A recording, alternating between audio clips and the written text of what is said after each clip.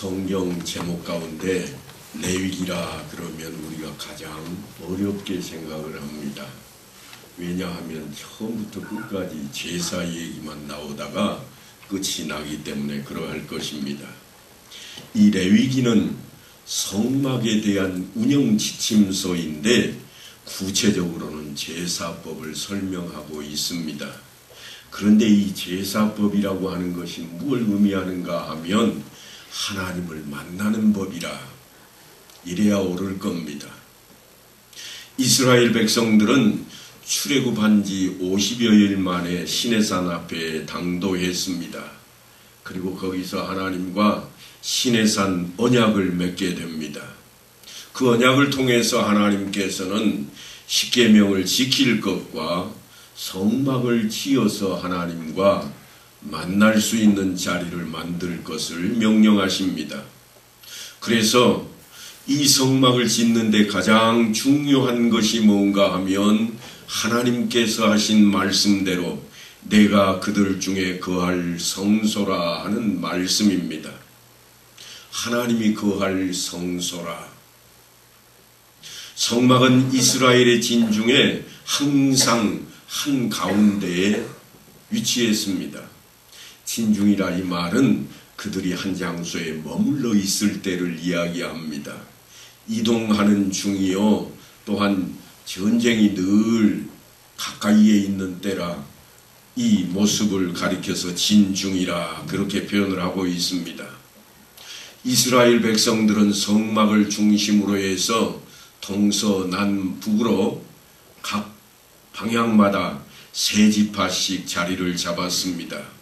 그러다가 성막 위에 구름이 올라가면 언제든지 떠나야만 합니다. 아무리 좋은 장소일지라도 그래서 오래 머물고 싶을지라도 그 신호를 받으면 무조건 떠나야 됩니다. 그러니까 이스라엘 백성들이 날마다 가장 중요하게 여긴 게 뭔가 하면 성막 위에 머물러 있는 구름입니다. 무슨 말씀인가 하면 성막을 바라보는 것이 가장 중요한 일이었습니다. 성막을 바라본다 이 말은 하나님의 임재를 바라보는 겁니다. 하나님이 어떤 신호를 보내시는가, 하나님이 무엇을 원하시는가, 떠나라고 하시면 떠나고 머물라 하시면 머무는 것이 그들의 일상이 되었습니다. 그래서 하나님께서 그들의 마음 한가운데에 자리 잡겠다고 하시는 뜻이 바로 거기에 담겨 있습니다. 그들로 하여금 언제든지 하나님의 뜻을 살피고 살라고 하는 내용이 거기에 담겨 있습니다. 그러니까 오늘 우리식으로 하자면 주님 뜻대로 살기로 했네. 그 찬양을 부르는 것과 동일한 내용이 아주 오래전 출애굽하던 이스라엘 백성들 자리에 함께 있었다고 하는 것입니다. 그리고 중요한 것이 하나 더 있습니다. 하나님께서 이렇게 말씀을 하십니다. 거기서 내가 너와 만나고 속죄소 위, 곧 증거계 위에 있는 두 그룹 사이에서 내가 이스라엘 자손을 위하여 네게 명할 모든 일을 네게 이르리라. 법궤는 커다란 가마가 아닙니다. 아주 조그만합니다. 한국 땅에 있는 가마들은 휘황찬란하게 아주 아름답게 커다랗게 생겨 있습니다만 아니 그래도 평생에 한 번은 타봐야 되겠노라고 사람이 죽으면 마지막 상여에 모셔서 무덤을 향하게 하는 그런 일까지 벌어지고 있습니다만 하나님이 머무시겠다고 하신 이 성소의 자리는 지극히 작은 자리입니다. 물론 우리가 볼 때에 조각목으로 만들고 금으로 다 감싸고 있으니 화롭게 보일 수 있겠습니다만 참으로 작은 자리라 그럴 수밖에 없습니다. 그것을 우리는 법궤라 그렇게 부르고 있습니다. 하나님의 법이 하나님의 뜻이 머무는 곳이라 하는 이야기입니다. 그래서 하나님의 임재를 상징하고 성막 기구들 가운데 가장 중요하게 여겼습니다. 때로는 증거계라, 언약계라고도 부르기도 합니다. 이 법계는 지성소 안에다가 항상 보존시켰는데 그 지성소에는 오직 대제사장만, 그것도 1년에 한 차례만 들어갈 수가 있었습니다. 다른 사람이 들어가면 죽습니다. 다른 사람들은 가까이 할 수가 없습니다. 그리고 속죄소라고 하는 자리, 하나님께서 그 자리에서 머물겠다고 하시는 자리는 법궤를 덮고 있는 뚜껑입니다. 뚜껑 위에 그룹들이 날개를 펼쳐서 안으로 모이고 있는 그 안쪽 자리, 정말 좁디 좁은 그 자리에 하나님께서 이스라엘 백성들을 만나실 장소로 지정하고 있습니다. 그 뚜껑 위에는 금으로 된 2개의 그룹이 서로 마주 대하여 날개를 펼치고 있고 그 날개 사이는 아주 좁습니다. 그곳에서 하나님은 이스라엘 백성들이 해야 할 일을 대제사장에게 가르치시겠다고 말씀하십니다. 성막을 지으면 이스라엘 백성을 만나주시고 무엇을 해야 할지 가르쳐 주시기로 약속하시는 그 자리인데 대제사장들로 1년에 딱 한 차례만 그 자리에 나오라고 명령하십니다. 하나님께서는 무엇을 의도하시기에 그렇게 하고 계실까요? 사람들은 누구를 사랑하는가? 무엇을 사랑하는가? 사랑의 대상에 의해서 그들의 삶이 다 정해집니다. 흔히 하는 말로 사랑을 하면 사람이 바뀐다고 그럽니다. 얼굴도 바뀌고 또한 행동도 바뀌고 모든 것이 바뀐다고 그러는데요. 그 사랑에는 사실 따지고 보면 엄청난 것이 뒤에 자리하고 있습니다. 그게 뭔가 하면 사랑에는 결코 2등도 없다고 하는 겁니다. 오직 하나뿐입니다. 그게 사랑입니다. 나만 사랑해야 되고 내 뜻대로 해야 되고 나만 위해야 되고 그게 사랑입니다. 제일 관심을 보이는 것이 뭔가 하면 그러다 보니까 사랑의 대상입니다. 어떤 사람은 자기 자신을 무엇보다도 더 사랑하는 사람도 있습니다. 누구보다 더 사랑합니다. 돈이나 권력이나 명예를 사랑하는 사람도 있습니다. 자유로움이나 예술을 사랑하는 사람도 있습니다. 하지만 사랑의 최고 대상은 사람일 겁니다. 그래서 생애란 말이 사랑을 하면 눈에 콩깍지가 씌인다고 그럽니다. 조건이 없습니다. 옆에서 아무리 뭐라고 그래도 잘못됐다고 해도 귀에 한 톨도 들어오지를 않습니다. 그저 오직 그거 하나 콩깍지가 씌어도 완전히 씌어서 그걸 향해 나아갑니다. 그래서 우리가 참다 못해 서는 말이 있습니다. 뭐라고 그러는가 하면 천생연분이다. 사람의 뜻으로 할 수 없는 일이라 그렇게 표현을 하기도 합니다. 그런데 그 사랑을 누구와 나누느냐에 따라서 사실은 그 사람의 질이 달라집니다. 아무리 고귀하고 위대한 사랑도 변하기 마련입니다. 상대방이 변할 수도 있고 내가 변할 수도 있습니다. 콩깍지 벗겨지면요 정말 다른 사람이 되어버립니다. 왜냐하면 사람에게는 한계가 있기 때문에 그렇습니다. 하지만 하나님께서는 한계가 없으신 분이라 영원 무궁한 분이시라 성경은 우리에게 그렇게 가르치고 있고 그 하나님께서 우리를 사랑하신다고 그렇게 설명하고 있습니다. 그러니까 아주 놀라운 사랑 가운데 최고의 사랑은 어떤 사랑인가 하면 하나님의 사랑입니다. 성경에 기록해 놓은 단어들 가운데 오직 하나님 사랑만 나타내는 단어가 있습니다. 우리가 잘 아는 단어입니다. 아가페라는 단어입니다. 이 단어는 사람에게 쓰지 않습니다. 오직 하나님께서 우리를 향해 사용하시는 사랑일 뿐입니다.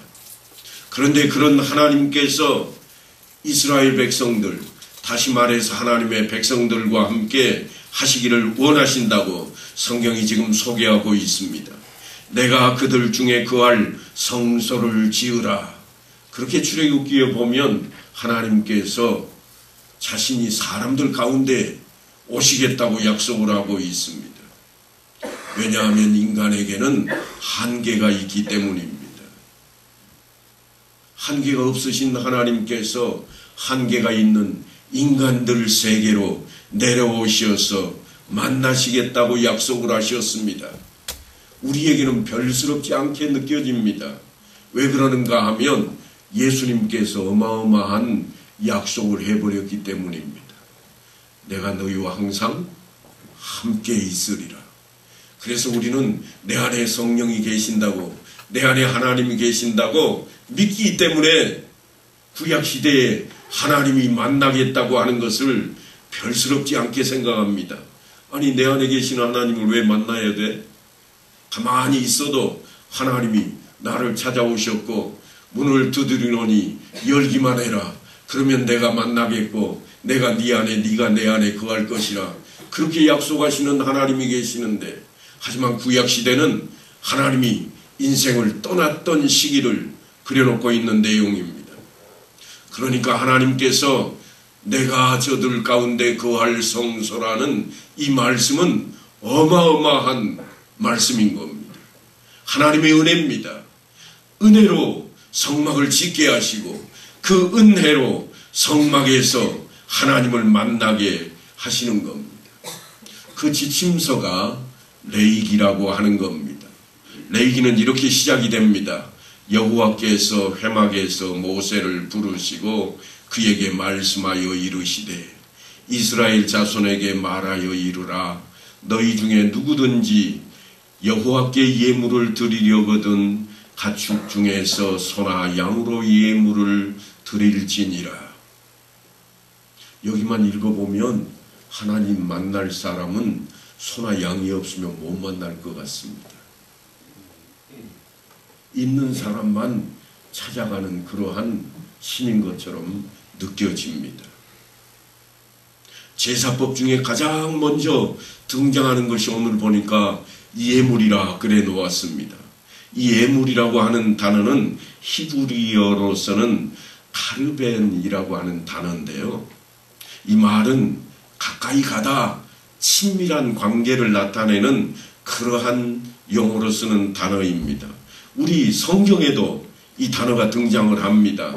이스라엘 백성들은 하나님께 가까이 나아가기 위해서 예물을 준비하는데 그걸 뭐라고 불렀는가 하면 코르반이라 그랬습니다. 신약 성경에 예수님께서 마가복음 7장을 보면 이렇게 말씀을 하십니다. 너희가 너희 전통을 지키려고 하나님의 계명을 잘도 버리는도다.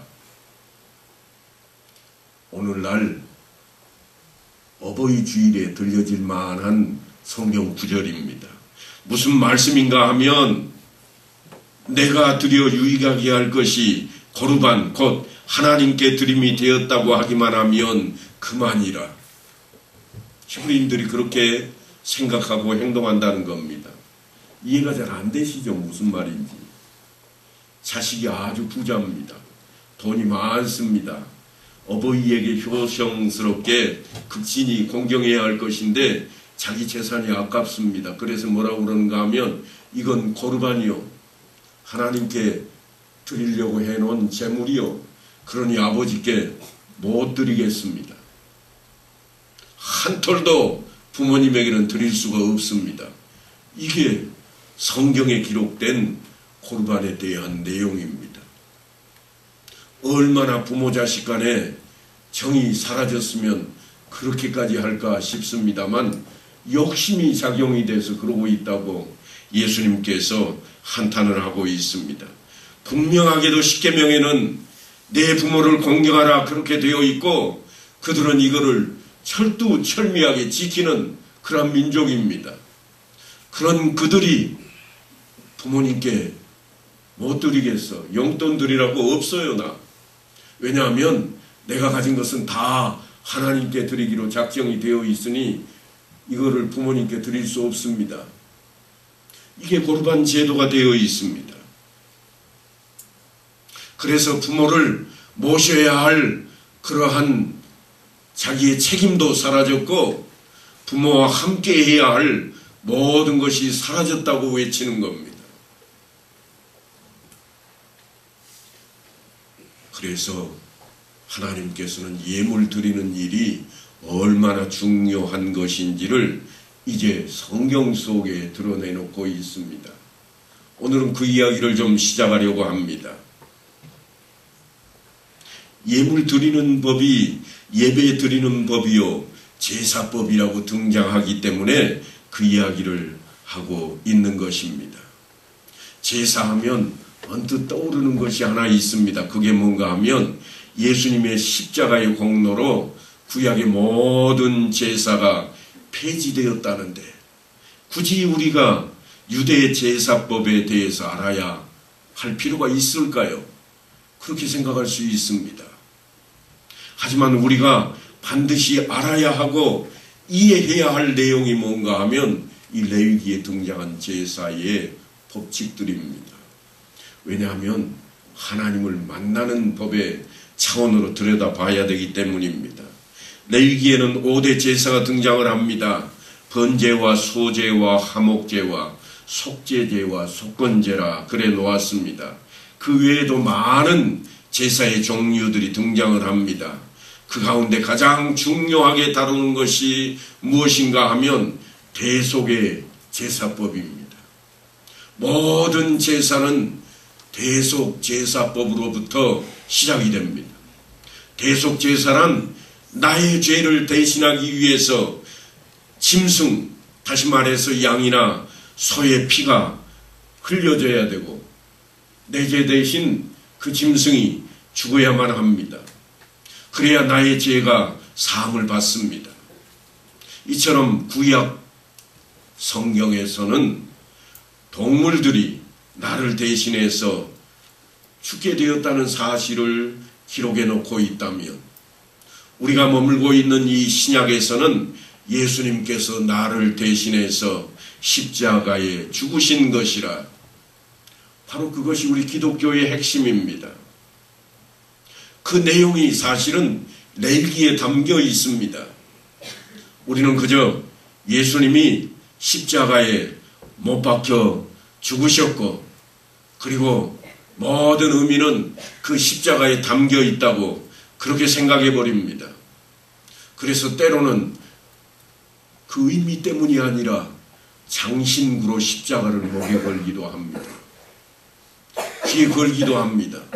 멋져 보이려고 하는 일일 수도 있습니다. 하지만 그 의미가 어디에 있는가 하면 내 죄를 대신 지셨다. 제가 죄를 대신 지셨다 그러니까 빨리 와닿지를 않습니다. 사람이 하나님 앞에 서서 소멸되지 않으려면 죄가 없어야 됩니다.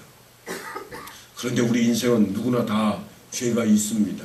하나님께서 왜 하필이면 이스라엘 진영 한가운데 그것도 좁은 저 지성소 안쪽에서 천막을 4겹이나 쳐놓고 그 안쪽에서 만나겠다고 약속을 하셨을까? 그것은 하나님을 죄인들이 보기만 해도 소멸되어 버리기 때문입니다. 그러니까 대속제물이라고 하는 것은 무엇인가 하면 내 죄를 사함을 받는 것입니다. 하나님을 만나도 죽지 않는 자리입니다. 여러분은 오늘날 정말 놀라운 자리에 있습니다. 아버지 하나님 부릅니다. 그러면 하나님께서 부르는 자에게 내가 가리라 만나주십니다. 그런데 죽지 않고 있습니다. 왜요? 무엇 때문에요? 예수님께서 죄값을 대신 하셨기 때문입니다. 생명값으로 지금 뭘 하고 있는가 하면 재물을 요구하고 있다고 하는 것입니다. 여러분 한번 곰곰이 생각을 해보세요.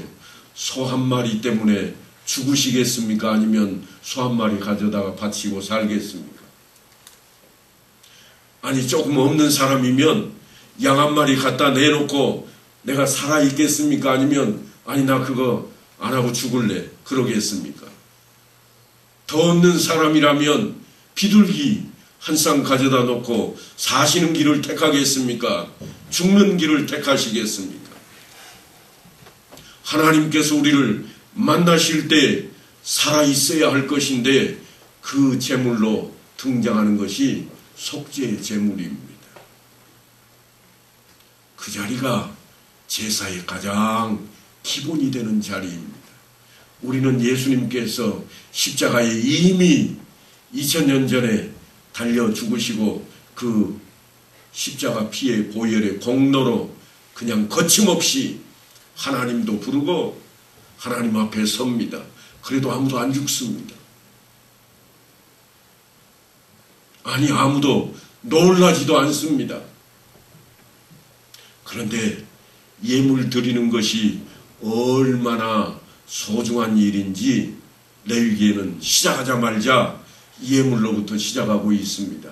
그게 뭔가 하면 네가 살아있어야 하나님이 나를 만날 수 있노라. 하나님을 만나야 제사가 되고 하나님을 만나야 하나님의 뜻을 받을 수 있는 자리가 되는 것입니다.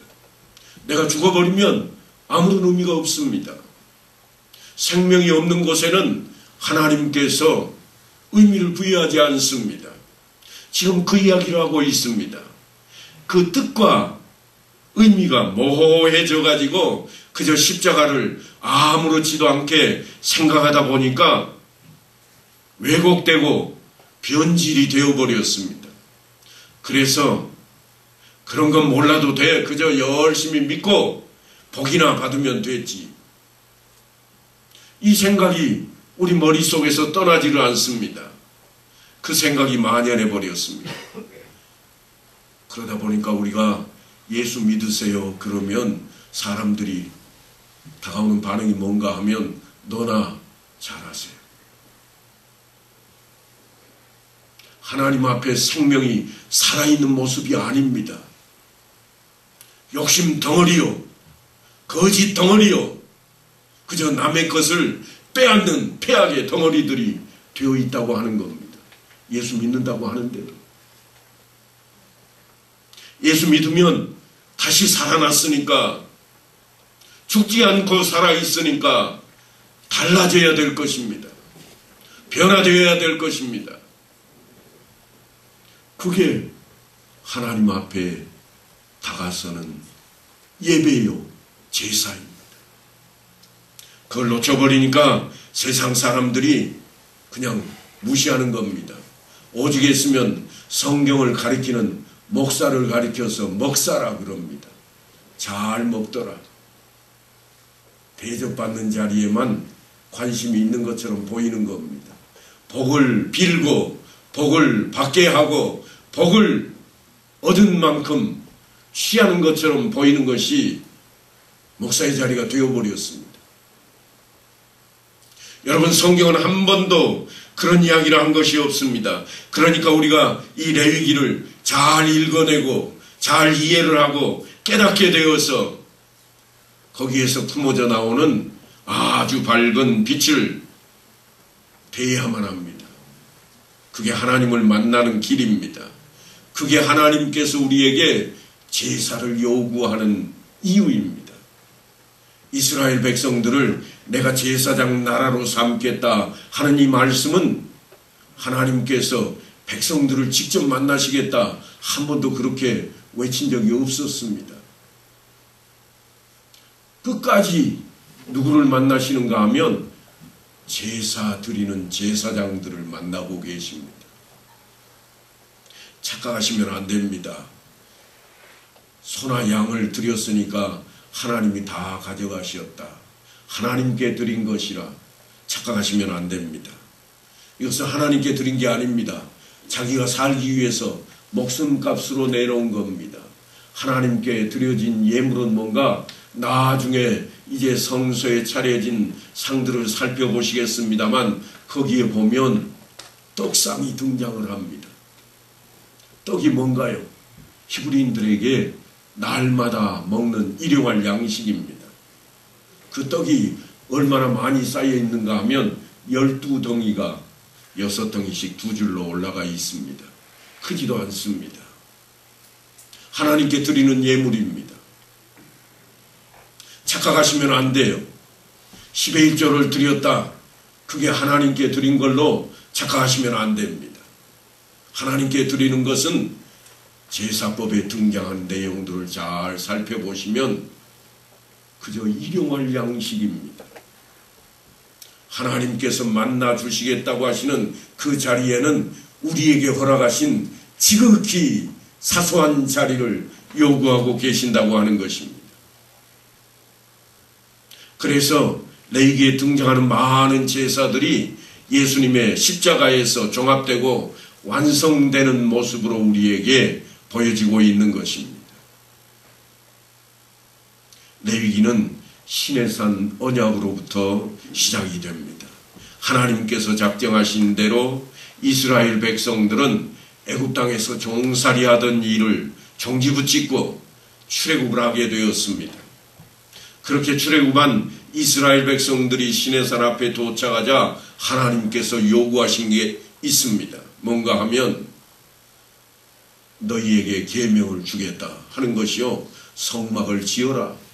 왜냐하면 너희는 제사장 나라가 되어야 되겠다. 하나님을 직접 만날 수 있는 그런 백성이 너희라. 너희 때문에 다른 종자들은 다 복을 받게 될 것이라. 그래서 너희가 누구냐? 복의 근원이라. 그 자리에 있다고 하는 것입니다.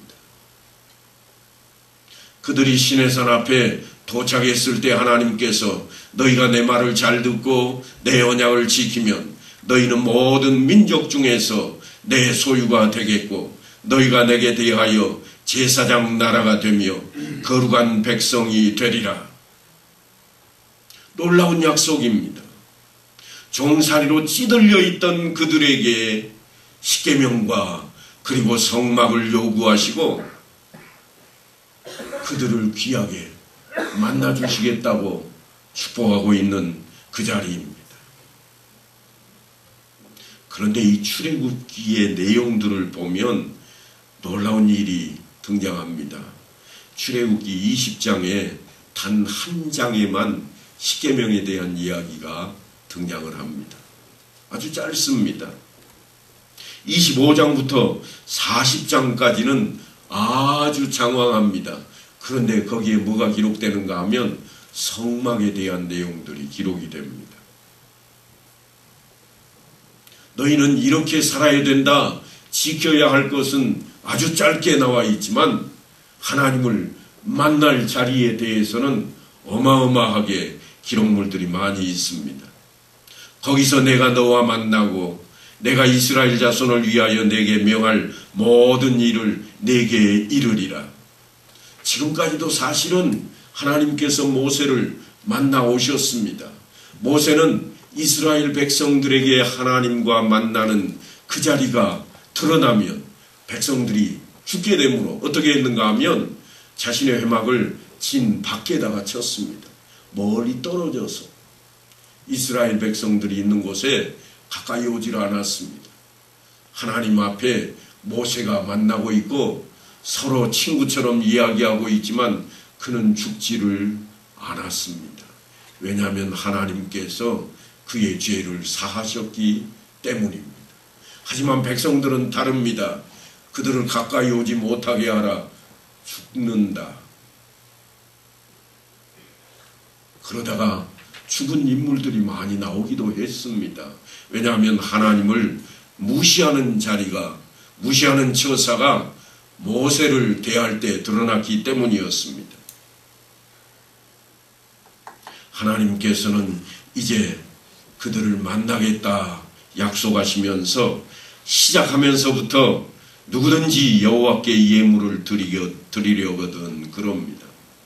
하나님께 예물 드리고 싶으냐?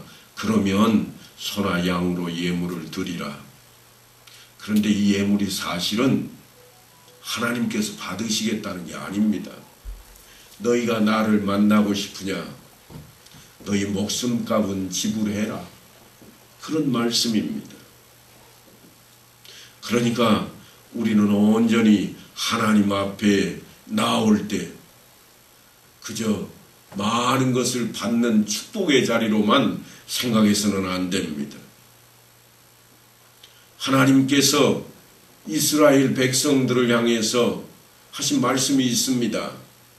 그들을 내치시고 하신 말씀이 뭐였는가 하면 출애굽했던 이스라엘 백성들을 젖과 꿀이 흐르는 땅, 주었던 땅에서 내쫓으시고 하신 말씀이 무엇인가 하면 너희의 무수한 재물이 내게 무엇이 유익하뇨? 헛된 재물을 다시 가져오지 말라. 분명히 예물을 드리라고 레위기에서 말씀하셨지만 나중에는 헛된 재물이라고까지 말씀을 해버립니다. 그리고 하시는 말씀이 너희가 내 앞에 보이려 오니 이것을 누가 너희에게 요구하였느냐? 내 마당만 밟을 뿐이라. 이사야서에는 분명하게도 하나님께서 택하신 백성들인데 그들이 하나님을 만나기 위해 마당만 밟았다. 그런 표현을 쓰고 있습니다. 그리고 드디어는 성회와 아울러 악을 행하는 것을 내가 견디지 못하겠노라 그러십니다. 성회는 하나님 앞에 예배 드리는 모임을 뜻합니다. 거룩한 모임입니다. 특별히 하나님께서 명령하신 대로 이스라엘 백성은 누구를 막론하고 1년에 3차례씩은 하나님 앞에 나아가는 것이 기본이었습니다. 6월절과 77절과 장막절이 그러합니다. 그런데 하나님께서 하시는 말씀이 그 성회와 아울러 악을 행하는 것을 내가 견디지 못하겠노라 그러십니다. 우리가 드리는 이 예배는 구약시대의 제사에 비하면 정말 단순하고 쉽습니다. 우리는 우리의 제사함을 위해서 대속제물을 드리고 짐승에게 내 죄를 대신 전가하는 일도 하지 않습니다. 그냥 예수를 믿습니다 하는 이 하나 신앙 고백으로 우리의 죄사함은 다 이루어진 걸로 그 자리에 서 있기 때문입니다. 예수를 믿기만 하면 문제될 것이 없어져 버렸습니다. 하나님을 만나는데 그 아주 좁은 장소로 쫓아 들어갈 필요도 없습니다. 지금은요, 아주 마음 편하게 주님께서 약속하신 대로 내가 너희와 항상 함께 있으리라. 함께 계시는 자리에 우리가 있습니다. 어디에 있든 무슨 일을 하든 상관이 없습니다. 구별된 자리를 요구하지도 않습니다. 그래서 사도 바울이 답답해서 얼마나 답답했던지 너희 몸이 성전인 줄 알지 못하느냐.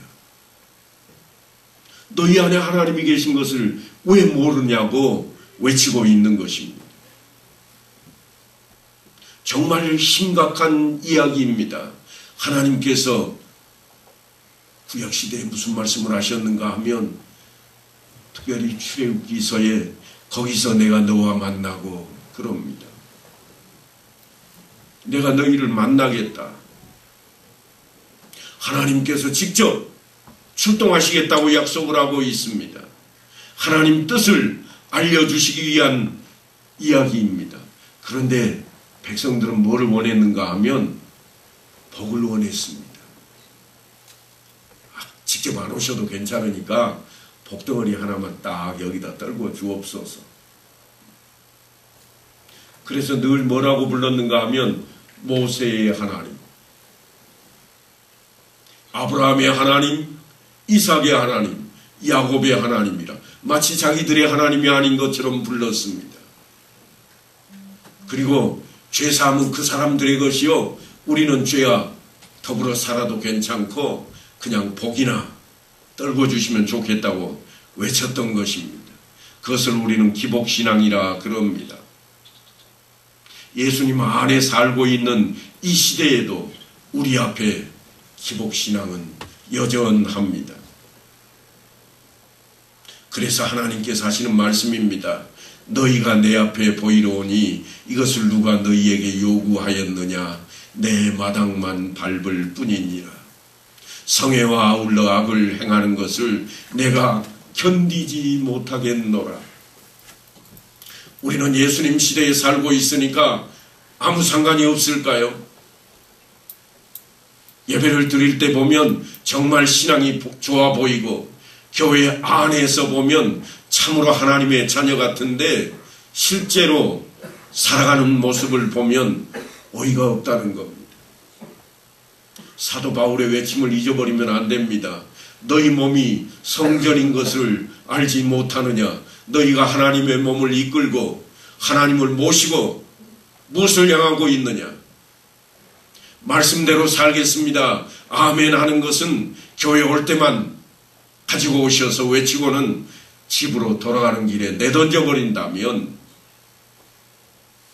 우리에게 남는 것은 무엇일까요? 욕심 부리는 일에 둘째가라면 서럽고 싸우면은 양보하는 일이 없고 하나님 저것을 꼭 갖게 해주소서, 하나님 내가 꼭 이기게 해주소서. 그리고는 이유를 답니다. 내가 지난 주일에도 주일 성수했잖아요. 내가 11조뿐만 아니라 헌금 생활을 얼마나 열심히 하는 줄 압니까? 시험해보라. 성경에도 그렇게 말씀하지 않았습니까? 아니 나는 요즘 남들이 다 안 나가는 새벽 기도회까지 쫓아나가고 있습니다. 그러니까 꼭 일은 이루게 해 주옵소서. 하나님께서는 그런 우리를 향해서 너희가 내 앞에 보이려 오느냐? 내가 견디지 못하겠다. 그렇게 말씀을 하고 있습니다.